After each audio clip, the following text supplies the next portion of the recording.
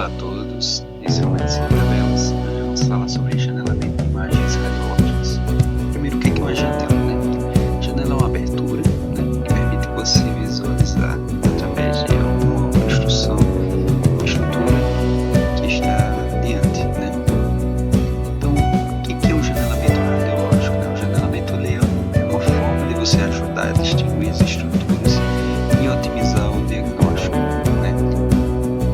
O janelamento bem feito, ele ajuda a gente a conseguir distinguir as estruturas que a gente está querendo investigar. Então, é um processo que você ajusta os tons de cinza para eles serem avaliados pelo olho humano, né? No caso aqui a gente tem um exemplo da tomografia em que a gente tem 4.000 possibilidades de densidades, né, no corpo. Vamos tomar por base o princípio do tomógrafo que consegue distinguir 4.000 densidades, certo? Então, se ele consegue distinguir 4.000 densidades, então tem 4.000 unidades.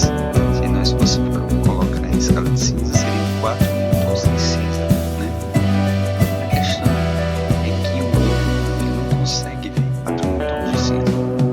Então, se ele não consegue ver 4.000 tons de cinzas, então muita informação seria perdida no momento em que eu colocasse os tons de cinza da forma crua. Vamos imaginar que o olho humano ele só conseguisse enxergar 5 tons de cinza. Ele consegue mais, mas vamos exemplificar que seriam 5. Imagina que você teria uma tabela que o aparelho fornece para você, uma tabela com 4 letras. Então, em algum momento eu vou precisar fazer um ajuste para transformar essa tabela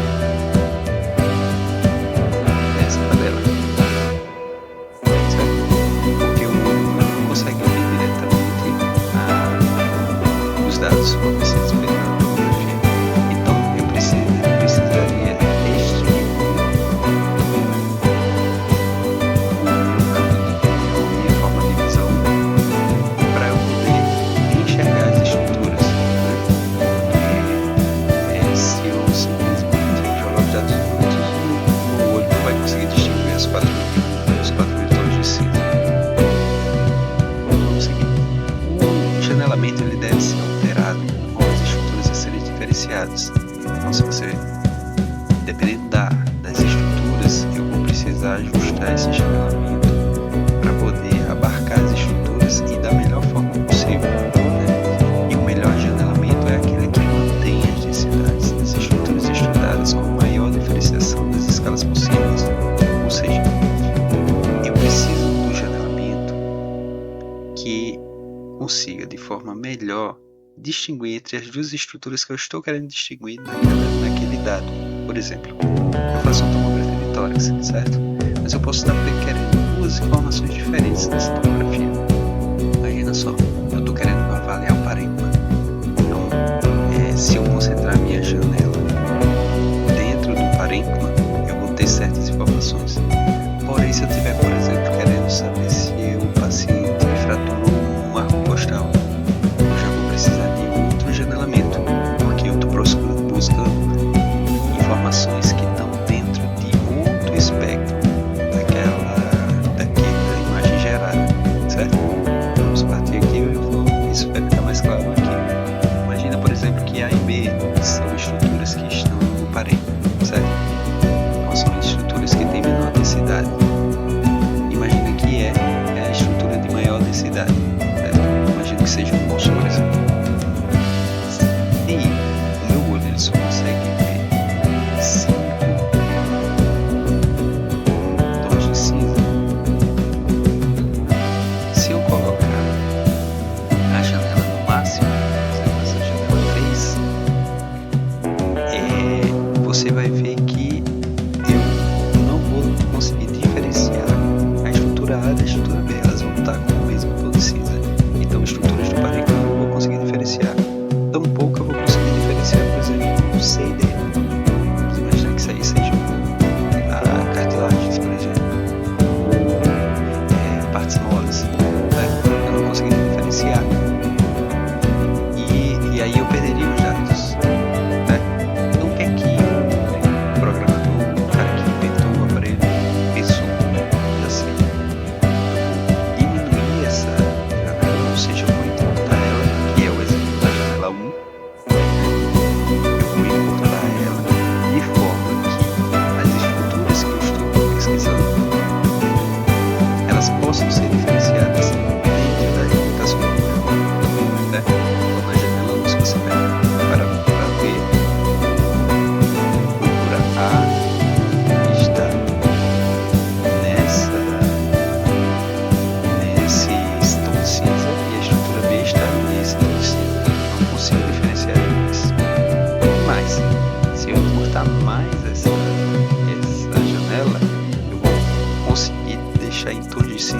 mais destacados. A B, que é o que ocorre aqui na janela 2, certo? Então, eu estreitando ou alargando a janela, consigo diferenciar melhor ou pior as estruturas. Ela não passa que se eu alargar ao máximo essa janela, por exemplo, que é o que acontece na janela 3, as duas vão ter o mesmo tom de cinza. Certo?